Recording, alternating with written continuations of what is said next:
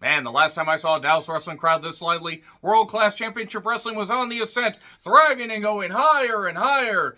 And also, Fritz von Erich's sons were mostly still alive. Yeah, it's going to be one of those shows, folks, so let's get to it, shall we? I'm John Renton with my review of AEW Collision from the Esports Arena in Arlington, Texas. Let me know your thoughts on this show in the comments, please. I do want to say I'm probably not going to review Collision every single goddamn week, but the reason I wanted to review this particular Collision is I wanted to see how the smaller, more intimate atmosphere would, play out.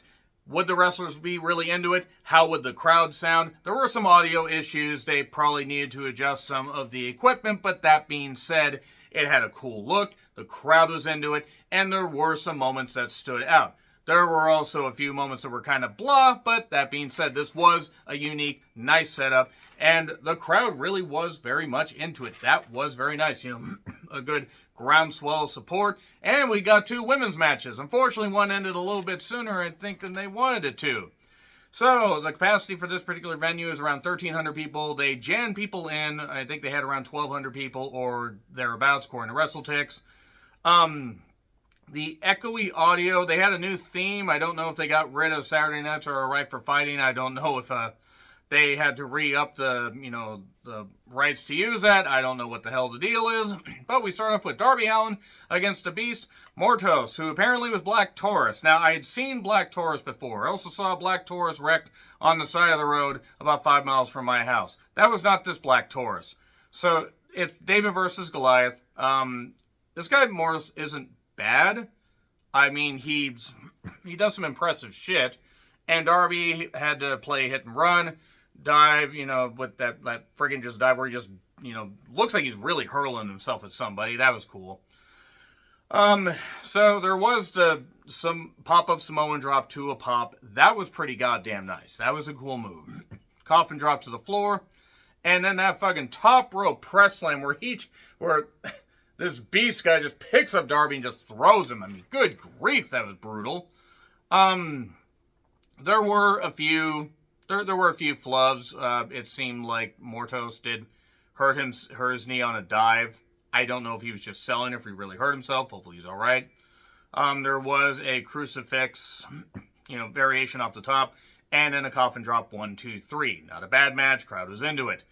So, and Darby talks about the pain, blues, and agony, and also, I'm 30 and I feel great. Coming off of a broken foot and being hit by a bus. I'm sure you do feel great. He talks about the box, talks about blood and guts, talks about coming for Jack Perry. Gross. And the Acclaimed are backstage, and Billy doesn't want to be a hero. He wants to fire them up.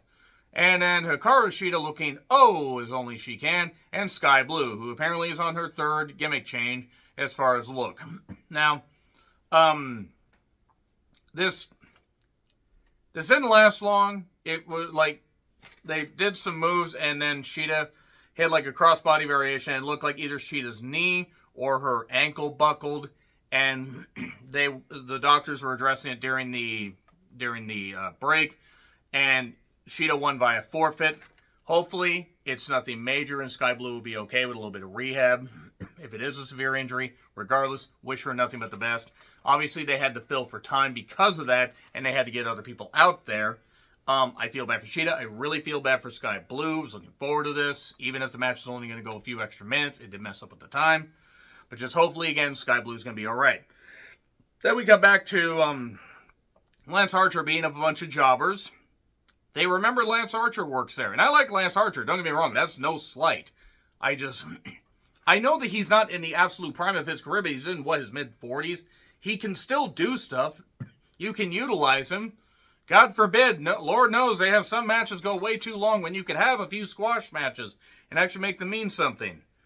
Jericho's promo came up and my mute button on my remote got stuck for some reason. I couldn't unstick it until Tony Nese started talking. Oh no. Tony Nese was talking.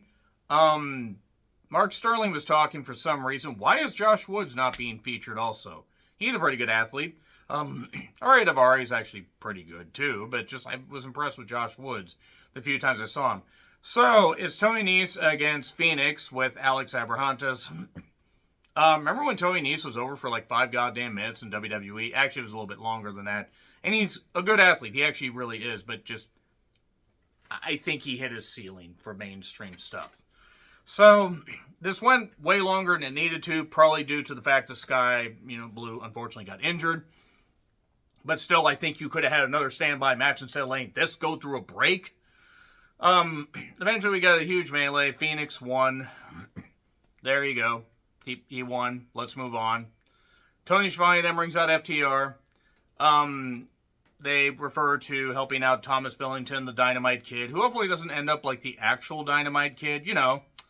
The piece of shit that abused his wife and threw her in a car. And I don't really care if people want to say, oh, well, she forgave him. Well, she can. That doesn't mean that makes it right. He shouldn't be, ostracized for it. Because that wasn't the only thing he did. That being said, Cash talks about the tough times throughout the last year. Cash what gun, Wheeler? And Dax is very fired up. Didn't know if his back injury was going to keep him out of it. He had a hematoma or something. They're going to go buck hunting.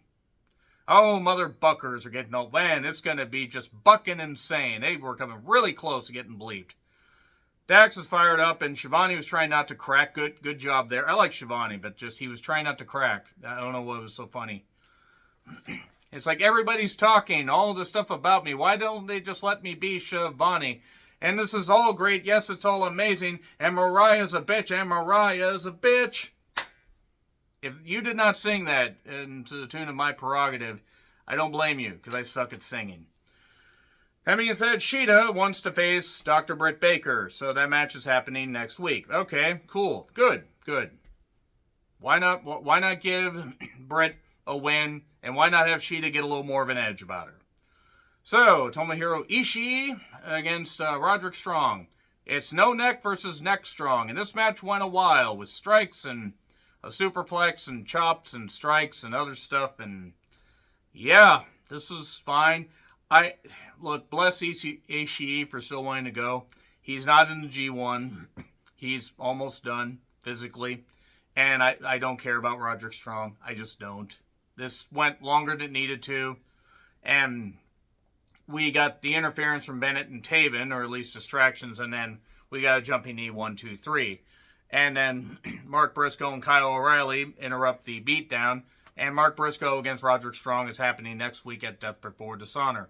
No, I'm not going to order that. Not because I don't respect the wrestlers, but because I'm not spending money on something like that, guys. But if you do, great. Don't pirate it. Spend your money and support the wrestlers. So, anyway, we get clips of MJF and Ospreay. That is one of the best TV matches I've seen all year. Maybe the best TV match. I'd have to go back and look at my notes. And then Hologram against El Gringo Loco or whatever. Apparently, I thought that this was Sammy Guevara underneath the goddamn mask. No, it's apparently a guy named Aramis. I don't know. I don't know how you say it. Spell it out in the comments. He did flippy shit and one with a spin doctor bomb. Well, actually, an airplane spin bomb. El Gringo Loco's fine. I didn't care. Once I realized this wasn't Ricochet, and I mean, I'm actually really surprised that I ever thought it was Ricochet, and at least they're giving somebody something else to do. So, we have Kevin Von Erich and his sons, and Dustin Rhodes backstage. I note that Kevin Von Erich sounds like he has smoked 2 packs of Pall Malls, non-filters, for a while. Dustin will mentor them and watch their back. Alright, at least they're using Kevin's sons.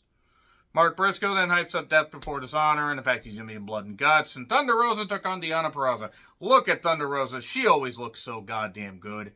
And Deonna Purrazzo is no slouch in the ring. Has a great look. Is great in the ring. I love Thunder Rosa. What a fucking talent. It's a lumberjack match. And I know the whole point of this was you were trying to maybe build to an ultimate blow-off match. This idea probably sounded better in their heads than it did in execution. I mean, whoever decided to put this together. Because Thunder Rosa is a premier worker. Deonna's a premier worker. There's Taya Valkyrie. There's other talents that are upstarts. Rachel Ellering's there. Abaddon. I'm sorry. Red Velvet's there. Layla Hirsch. If you peer under the bottom rope, you can see her. And there were other people too. I'm sorry if I didn't catch everybody. Diamante, I think, was also there. So everybody clustered and got caught in a superplex spot to the outside. when Deonna and Thunder Rosa were in the ring, they can exchange great wrestling holds because they're both very good at what they do. I really enjoy watching both of them work. And I've enjoyed this feud, but I think this is a misfire. I mean, I get the point. I get what they were trying to do, but they worked well. The stuff that they tried to do with the Lumberjacks didn't. Because then it got messy. And then Taya handed Deonna a spare buckle hook thing and hit Rosa in the face with it while the referee was distracted. 1, 2, 3. So, okay, Texas Death Match, something. I don't know what they're going to do. They got to have a blow-off. I'm glad they featured Thunder Rosa on this program. And being somebody that does a lot of stuff, great stuff for, Texas, like as far as, charity and stuff like that and helping run Mission Pro Wrestling. She does a lot of good stuff and helps out a lot of talents and does a lot of good stuff for the community. It stopped start with her and it's kind of frustrating. And Deonna's also very good too. I don't mind her being a heel. I think they could have done more here, and I think this, I just don't think this gelled. I appreciate what they did, but it didn't gel. So, anyway, the Gangbang Gang of the Juice Guns took on the Patriarchy. Christian, Nick Wayne, Luchasaurus, or Lucha Switch, and Shayna Wayne. My goodness, Shayna Wayne in the corner there.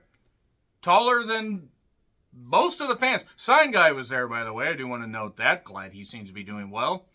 It's for the vacant AEW Trios titles. Okay, so they took the titles off of the Gangbang Gang because Jay White's injured, and they didn't just want to put the titles on somebody, or put the titles on somebody else and have them defend them. So they took them off and then put them right back in the title match.